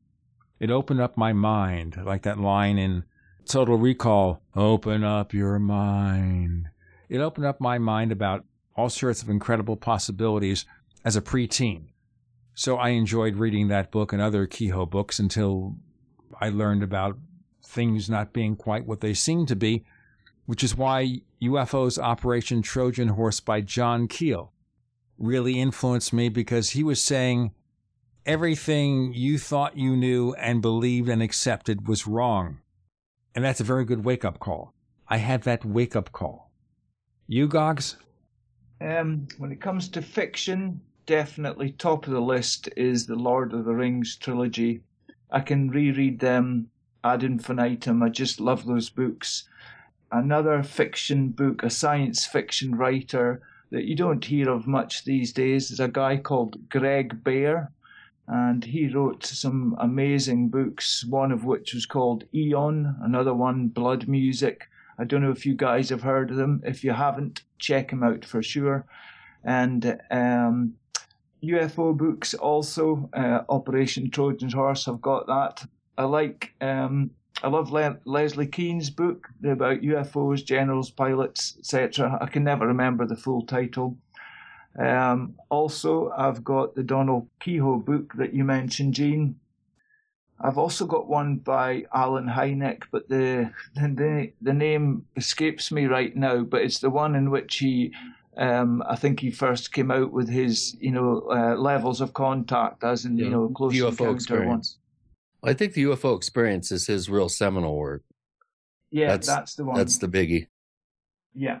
And also another book that I've appreciated recently was William Bramley's Gods of Eden. Oh yeah. It's a tough read.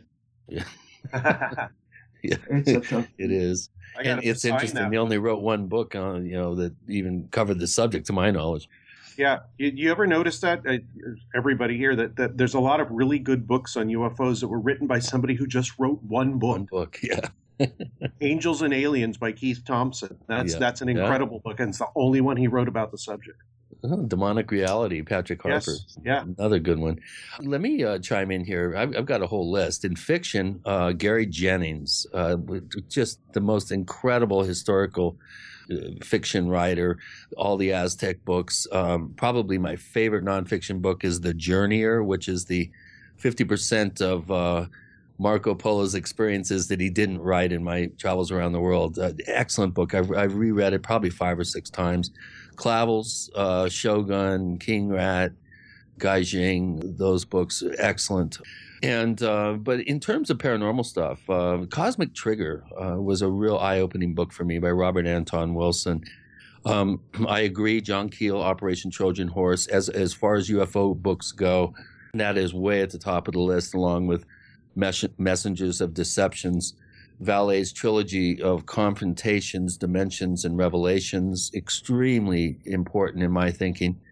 Terence McKenna's books, Food of the Gods, True Hallucinations, just outrageously out-of-the-box thinking as, trying to incorporate altered states of reality to help give us another paintbrush in our palette. in colors in our palette to look at our reality in new and different and exciting ways. So, and I could go on and on and on. I've got so many that I like, but those are the ones that really, really leap out right now. Let's leap to another question, Chris. Okay. Speaking of Patrick Harper, Wade, who is a long time, he's been posting for 6 years now, and he's up to 4,200 posts. And he calls himself a paranormal master, which I've always found that intriguing. Wade would like to know if any of the participants are familiar with Patrick Harper's, quote, Panic in the Woods, unquote, article, and have they experienced it themselves? Do you think that there's anything to it other than overindulgent imagination? And why do you think that this happens? He says, speaking for myself, I live in Los Angeles and walk down dark alleys that by all accounts should give one pause entering, yet I had no issue going in. However, there were a couple of places I hiked in the Angeles National Forest and Los Padres, and in a couple of places it was all I could do to keep myself from bolting, mostly because after all went quiet, I could have sworn I heard a buzzing noise that increased in volume. Could it have been cicadas or my imagination? He didn't stick around long enough to rationalize it out. Paul, you live up in a fairly remote location in North America. I mean, you can go probably a half hour and be in really, really dense woods, and I'm sure you've spent time out there. Do you ever get that panic in the woods thing, like somebody's watching you if you're out there by yourself? Or Yeah, I used to get it a lot more when I was a kid because I grew up in a sort of on the border of suburban / near rural, and we had about 2 acres of land, and behind the house it was all wooded, and we had a tree fort and all sorts of cool stuff for kids. There would be times when I remember when I would be out there by myself, and the parents would be in the house, or my brother and sister would be somewhere else. And, you can almost, I could almost hear people talking. Now that makes me sound crazy, but, having hosted a ghost TV series, I'm not so worried about sounding crazy anymore. It wasn't people talking, but it was just, you get this feeling, and it's very hard to describe. I've experienced it since. I remember once in particular, I was in Colorado in 2008, August 2008, running a play, Doing Time, which I'd written with Mac Tonys actually, at the Boulder International Fringe Festival. And we one of my two actors, Andy Briggs, was was Buddhist, very interested in Buddhism. So we went up to the Great Stupa in northern Colorado on one of our off days, and they had a spot there that I just kind of walked. It was the peaceful meditation spot. And I don't know what it was, but it was, there was some wind and stuff outside it. And as soon as I walked inside it, the opposite happened. It was as if I had walked into a bubble away from anything else in the world. And, the true skeptic, the skeptic in me even would say, well, that's probably, they put it there because the wind patterns and everything. But as soon as I walked out of it, it was like I was back in the real world again. And so, I noticed those kinds of things when I was investigating some of the weirder things that happened to me were things like that during the Ghost series. So yeah, I sort of, including some moments when I panicked. I've written about it, I've talked about it, where there were moments where I was just overcome with fear because I would put myself alone in certain places, and you get that. Do you create it, or is it created for you, or is it actually something happening? And depending on the circumstance, I'm willing to admit that all three of those things might be true.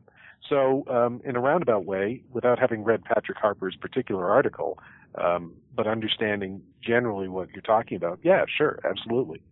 I'll give you my example. Wait, but no, let me give it for you. No, I have to do the break. Anytime you walk into Barbara's room and she's watching Fox News, you go into a deep panic, I know. You know what? You got it right. Gene and Chris, Paul Kimball, Greg Bishop, Goggs Mackay. You're in the Paraccast.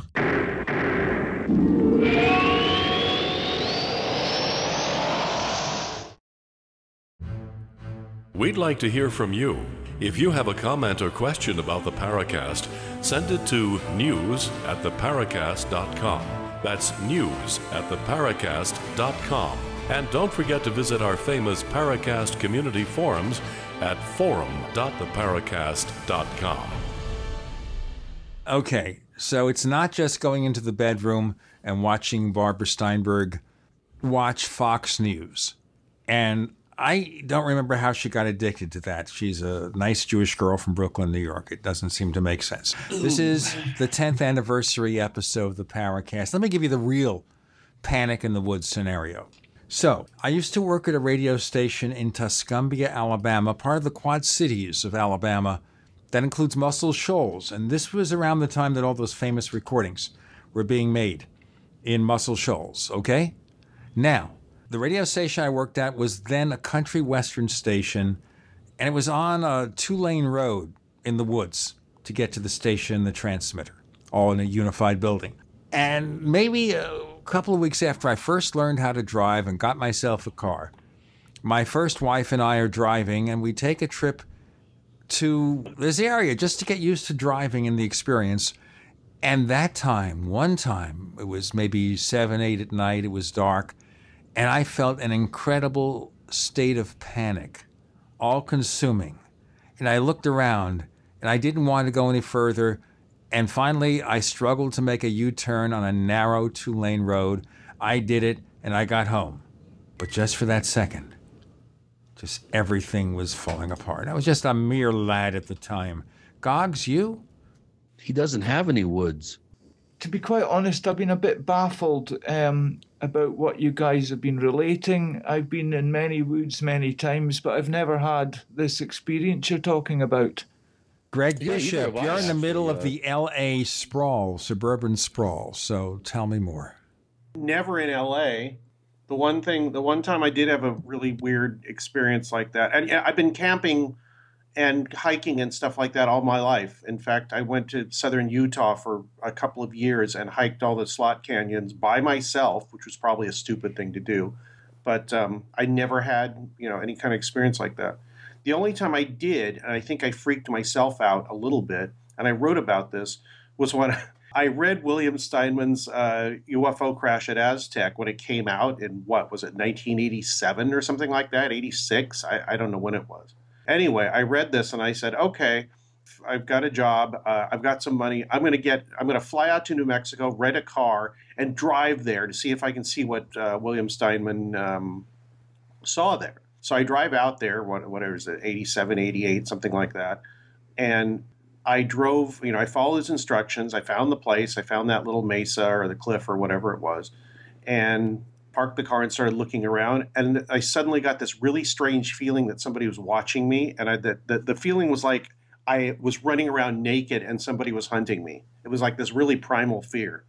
I looked down from the top of this cliff or whatever it is, down where the road is in the valley coming up the cliff. And there's a white car down there with somebody sitting in the car apparently looking at me, which freaked me out. So I get in the car and I start to drive away. And then I said, I'm not going to let this fear overtake me. And I went back and looked around some more and I got the feeling again. So I got in my car and drove away. And as I drive down, that car isn't there anymore and it's gone somewhere. But as I pass a side road, 2 white vans or trucks, pickup trucks, come out the side road and come right up on my bumper, the first one. I had no idea what was going on, and they basically chased me, and then I floored it, and I was going like 75 miles an hour on a gravel road. Ooh. There was so much dust that I couldn't see them, and then when I slowed down, I said, look, I'm not going to be a pussy. I'm just going to figure out what's going on here and ask them, and when I slowed down, the trucks weren't there anymore. So there might have been places to turn off. I don't know. I was driving so fast. But the funny thing is it went from a weird kind of fear that I was being watched to realizing that I was being watched to being chased apparently by 2 people. And they were chasing me. I mean, they were right up on my bumper, the first truck. And there were 2 guys in the trucks, as far as I could tell, that were just in, white shirts, dress shirts with a collar and a tie and sunglasses. It was a very weird experience. And you weren't chased by Dracula. Wanted to point that out. No. Unless he was wearing a white shirt with a tie and a white truck. No. He wanted to blend in. Yeah, out in the middle of nowhere where there was nobody else. The only thing I could think is that I was trespassing on, El Paso Gas Company land or something. But why that reaction? I have no idea. Have any of you experienced what Jenny Randall's named the Oz factor in any experience? Yes. Explain more about that, will you, Goggs? Yeah, the Oz factor is quite often associated with people who are involved in some kind of high strange event, and just before the event, it seems as if the world around them goes quiet, like, the insects, birds, whatever, you suddenly can't hear them. And it's almost as if, while you're still geographically where you are, it's almost as if you're transported away to another place. And this is often like a prelude to a very high, strange event. And Jenny Randalls, the celebrated British ufologist and writer, she coined it the Oz factor, as in, like going away to Oz in The Wizard of Oz. But many people have reported this aspect just prior and during a strange experience. And maybe Chris can expand on it, because he's just said that he's experienced it. So yeah, a number of times. The one, of course, that the only Panic in the Woods experience I've ever had happened when I was apparently chased off the western flank right at the base of Mount Shasta in early spring, chased off the mountain by something that roared and came through an impenetrable hedge of huckleberry, mountain huckleberry, extremely tough ancient plants, roaring like a lion, an elephant trumpeting, and a steam engine is the only way I can describe it. I don't know what happened over the next 20 minutes, half hour. I went through a quarter mile of woods, got in a van, and was halfway down the foothills before I had my first recollection I can remember now. But generally, when I feel, and I've spent weeks and weeks and probably months in the Pacific Northwest Cascade Mountains, oftentimes by myself or with one other person. I've done extensive hiking all up and down the Adirondacks and the Catskills, and spent time in the Northern Canadian Rockies with one other person. And I've never had a feeling of panic in the woods. I've felt that Oz factor element kick in. And instead of becoming frightened and scared, I tend to become very, very meditative and quiet. And I sit very, very still and just allow my sensory apparatus to go on high alert. And I sit and wait for something to happen. I do the opposite of running, like I did with the whatever you want to call it, experience on Shasta. But normally what I'll do is I'll sit and try to identify what it is that's creating this kind of spooky feeling. Now, I've been to I don't know how many haunted sites, around America over the years. And the only time that I felt any sense of panic was in the basement of the Sally House. And that was, it was a shared experience with 4 other people. I literally felt like something was squeezing my heart. And if I didn't leave immediately, my personal safety was in jeopardy. Chris, our advertisers are squeezing me right now. Got to deal with them. Okay. We have Paul Kimball, Goggs Mackay, Gene, Chris, and Greg Bishop. You're in The Paraccast.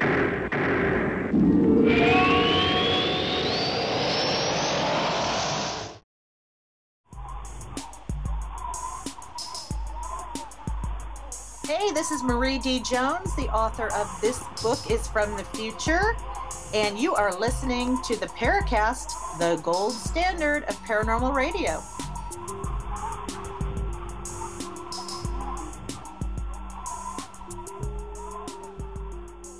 All right, there. We continue final 2 segments of this extraordinary roundtable, 10th anniversary of the Paraccast. They said it couldn't be done. And we're still here. Goggs Mackay, Paul Kimball, Gene and Chris, Greg Bishop. You have anything to add about this, Greg? Oz factor? Yes, sir. Yeah, well, not personally. I was kind of racking my brain while you other guys were talking about it. And the panic in the woods, I don't know. But the Oz factor thing, I think is, and it's kind of obvious, I think, to almost everybody listening, is that it's present in just about any paranormal event, be it a UFO, a Bigfoot, some other strange crypto creature. But it seems to happen in a lot of different paranormal events. And the only thing it kind of indicates to me is maybe you are dropped into some sort of realm where time doesn't make any is irrelevant for a little while. And maybe that's a clue as to where all this stuff is coming from. And that, we experience whatever that lifting out of normal time flow as everything just turning silent. I don't know. That's my current theory until something comes along to change my mind. Paul Kimball, have you ever felt you're not in Kansas anymore? Oh, yeah, many times, both individually. I sort of talked about it in that trip to Colorado there, but both individually, but also particularly when Holly and I were doing ghost cases. And I think both of us would tell you that we would have had experiences like that individually and then together. It's kind of interesting. Having done that series changed, if there was anything that ever changed my way of looking at, in quotation marks, the paranormal, or I'd even say in quotation marks, the spiritual. I don't know, they're probably the same thing. That was it. I think it's the kind of, I used to think that maybe you'd have to do it alone. I actually think it's the kind of thing that is, like certain other things, better shared. And having Holly along with me, somebody else who was open-minded, putting ourselves in situations where we would open ourselves to experiences allowed us, I think, to have some of those experiences, many of which I can explain. There were things that happened, and it's like, okay, well, this was this and this was that. But there were enough things that happened that I couldn't explain that it changed my way of looking at things. There's one that I've written about in my book. I think I posted it online too. I call it The Shadows of Chesky Krumlov. And it literally encompasses the Oz experience. It encompasses the Panic in the Woods experience, although it was actually in the center of a historic town in the Czech Republic called Chesky Krumlov. And it throws in some shadow people just for fun, because, I was, and anybody who knew me 7 or 8 years ago would have said, Paul Kimball's about to say what? But, I was stalked by and confronted by what I can only call a shadow person. And when that kind of thing happens to you, you sort of, like, late at night, and I was alone, and there was nobody else in town, so all of that came out. And the funny thing is, Holly and I were staying in this little inn that was like a wizard's tower. It really was. It was like a wizard's tower. When I finally got back, because she had turned in early and I just wanted to go for a walk, I didn't tell her about it. I didn't tell her that night. I didn't tell her the next day. I didn't ever tell her about it. She had to read it in my book, because that, it took me 3 or 4 years to kind of process it and admit that, sort of say that I'm willing to, if somebody wants to laugh at me, fine. But I'm going to tell you that I had this experience, and I don't know what it means, but here it is. And that was one of those transformative things where I shrug my shoulders now and I go, well, I don't know what it was. I just know that it was something. And it, everything up until the point where I felt somebody reaching up from behind me and grabbing me on the shoulder, where I saw shadowy figures, all of that. And it scared the bejeebus out of me. There's no question about that. It was a true panic in the streets of Chesky Krumlov moment, where I literally ran. At the end of it, I ran through town. I just took off and ran. And eventually I wound up by the Wizard's Castle, and then I kind of took a moment to get my breath and then went back into the room we were staying in. But yeah, I've talked to a lot of people that have had experiences like that.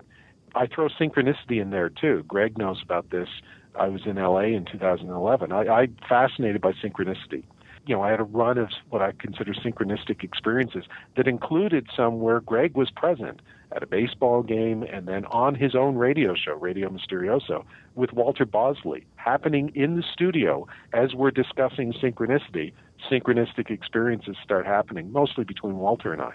And so, those kinds of, once you open it's like, I kind of view it as a door. Once you open the door to all of these things happening, I think things can happen to you. And I wish more people would do that, because it makes, if nothing else, it makes life awfully interesting.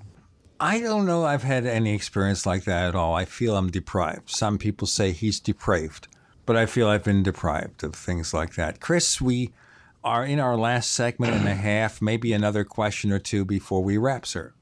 Well, this comes from Ravensfee, who is a fairly recent signee up at forum.theparacast.com, but she asks really good questions. And there's we could divide it up into two things. This is kind of for our younger people, I think, that are interested in getting into the field and have the motivation to possibly dip their toe in the pool. And this goes out to everybody. What would you say to someone, or what would you suggest to someone with no previous experience joining the field today? And I assume that she's talking about the paranormal, UFOs, cryptozoology, the things that fall within that rubric. Paul, I mean, other than be as objective as you can, what would you suggest? Go do it yourself. So, read whatever, but what is it? I can never remember the Bob Dylan line, but don't follow leaders, something parking meters, whatever it is. Go out and do it yourself. So almost everywhere has some sort of paranormal group or whatever. A lot of them are nuts and crazy and, goofy, and you should stay away. But do a little research, find a group of people. There's a good one here in Nova Scotia, for instance. They run a conference called the Paracon down on the Eastern Shore, which is a very sort of allegedly haunted part of, it's like Maine. You Americans can probably relate, the Stephen King kind of thing. Every second house is haunted. So, they go out on regular sort of haunting investigations and stuff like that. And I spoke at the Paracon this past August, and Tim Binnall was there actually covering it for his show. And we went to this sort of haunting thing. They had, at night they would say, okay, and the lectures are over. Stan was there too. Let's all go and we'll go to one of these haunted sites, actually several. And we picked an old theater.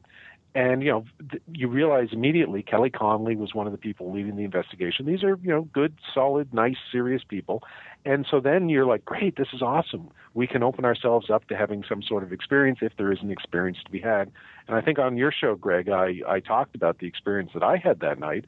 I think Binnall had an experience as well, or something weird happened to him. And so I would just say get out there and, engage and get involved and do it yourself. Having taken that turn myself around 2008, 2009, it like I said, it changed the way I looked at things. So I'm all for armchair theorists and everything. That's great. I don't view that as a bad thing, but I think it's just more fun. You get the gee whiz factor if you go out and engage. It's like anything else in life. You can look at books about great walks and hikes that you can take, or you can actually go out and take the hike yourself. Both are perfectly valid things to do, but I think actually doing it yourself is a little more fun. And that's the one thing I would really say is anybody young who wants to get into it, you've got to have you have to have fun doing it. If it's not fun, if it's some life and death struggle, like you take it. So Steve Bassett, the man's no fun. I mean, you have to have fun doing it, and that's what's missing in a lot of this is people are so deadly serious, and it's the most interesting gee whiz kind of thing you can do. Yeah. So enjoy and have fun. Well, that is also one of the issues here, that I think we're losing the feeling of fun, of wonderment, discovering the unknown, and it doesn't happen as much as it used to. And of course, part of that is the way society has been so screwed up, but that takes us to the political world, and it's a place I don't want to enter. Now, we have a book here, by the way, from Paul Kimball that I want to talk about a little bit in our next segment. Let's do that. We have a 10th anniversary show of the Paraccast with Goggs Mackay, Paul Kimball, Gene and Chris, Greg Bishop, and that means you're in the Paraccast.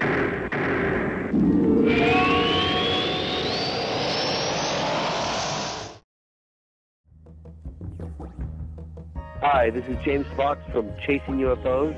You're listening to the Paraccast, the gold standard of paranormal radio. You're on the Paraccast, 10th anniversary roundtable. Paul Kimball, Goggs Mackay, Greg Bishop, Gene and Chris. Now, Paul, a couple of weeks back, you sent me a copy of a book, The Other Side of Truth, subtitled The Paranormal, the Art of the Imagination and the Human Condition. We have a few moments here in our final segment. Tell us about the book. It's really good. Buy it. Hey, there we go. Greg, how's your new book coming along? It's sort of, I joke. No, I don't joke. It basically covers, I wrote it in 2012 because I sort of had these experiences and also objective things like UFO cases and stuff. So it talks about synchronicity, it talks about ghosts, it talks about reincarnation and sort of my views on it, but also other people's views as well.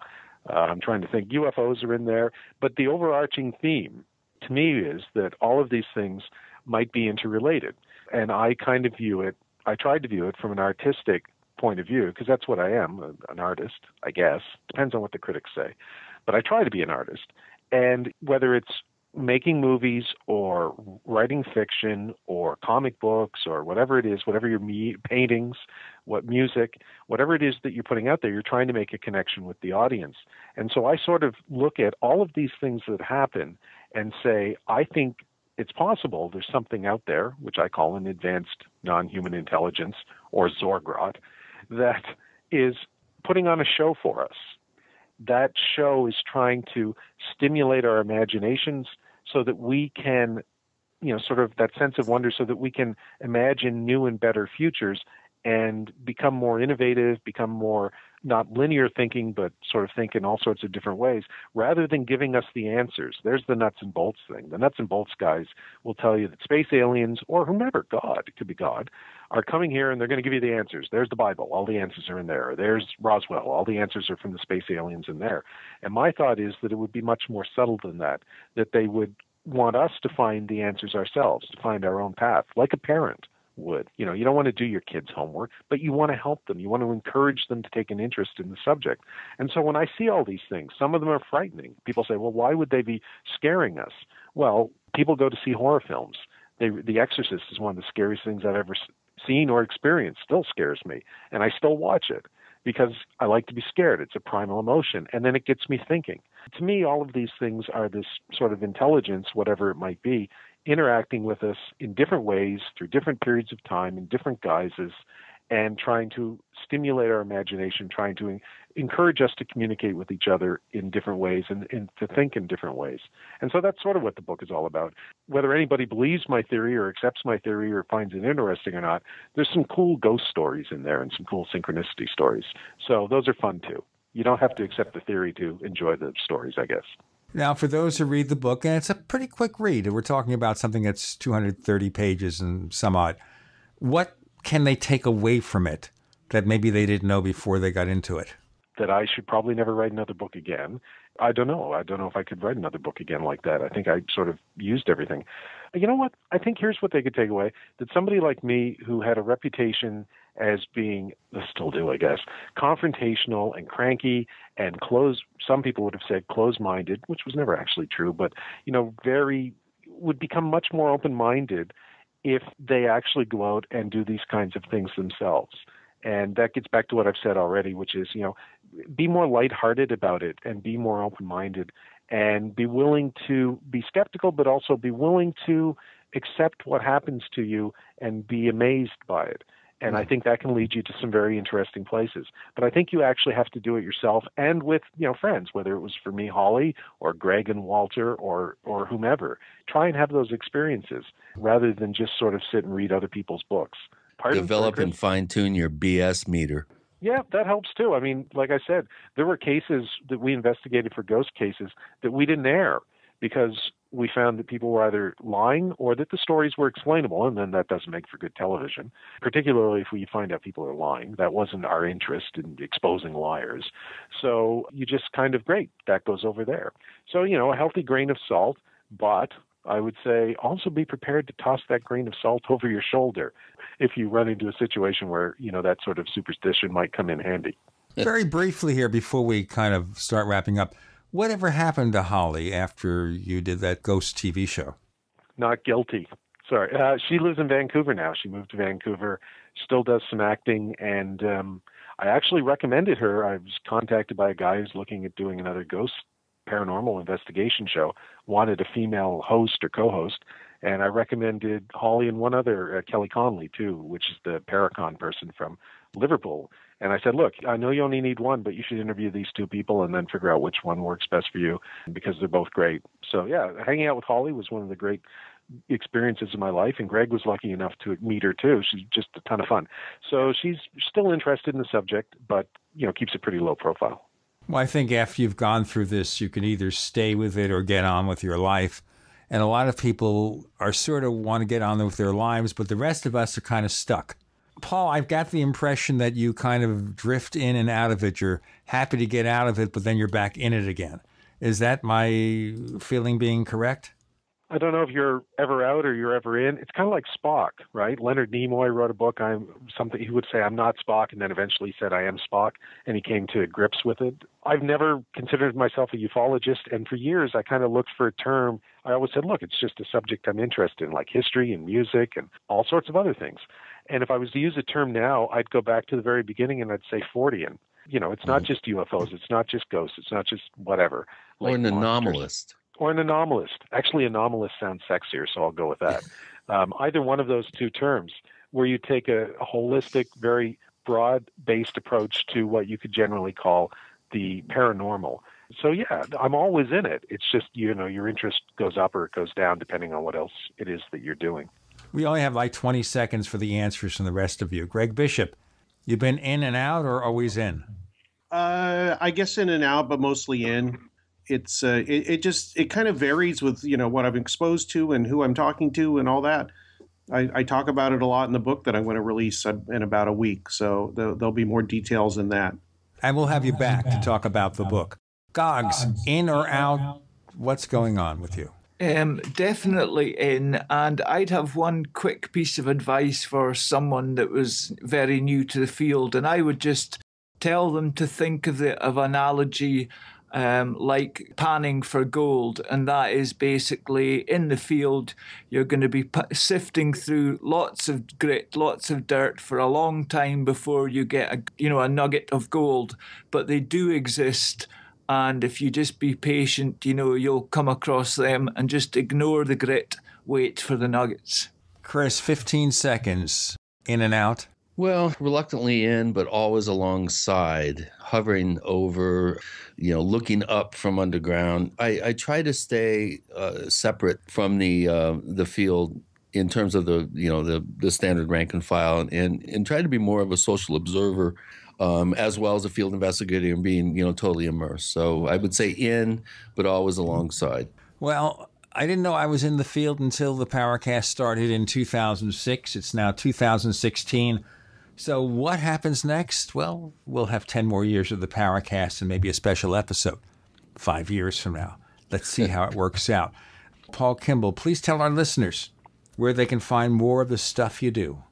The best place to look would be my personal website, I guess, Paul Andrew Kimball, all one word, .com. And some of it's paranormal, but a lot of it's food and travel and other stuff. But if you sift through the other stuff, there's some paranormal stuff there too. Greg Bishop. This place is radiomisterioso.com, RadioMisterioso.com. That's where my show is, and announcements and things like that. Chris O'Brien has OurStrangePlanet.com. Hasn't been updated in a while. We're pushing him to kind of bring things up to date. You could also find us on Twitter. Look for the Paraccast. Look for a pair of Paraccast fan clubs on Facebook. Look for the Paraccast Plus, featuring the ad-free version of this show, After the Paracast podcast. This week we feature a special double-length episode of After the Paracast featuring Paul, Greg, and Goggs. Don't miss it. After the Paraccast. Go to plus.theparacast.com, plus.theparacast.com with simple sign-up instructions. Paul Kimball, Goggs Mackay, Greg Bishop, thank you all for joining us this week on the Paraccast. Oh, thanks for having me, Gene. Good to be back. An honor to have been part of this 10 years, Gene. Yes, ditto to what Goggs says. Thank you so much, Gene and Chris.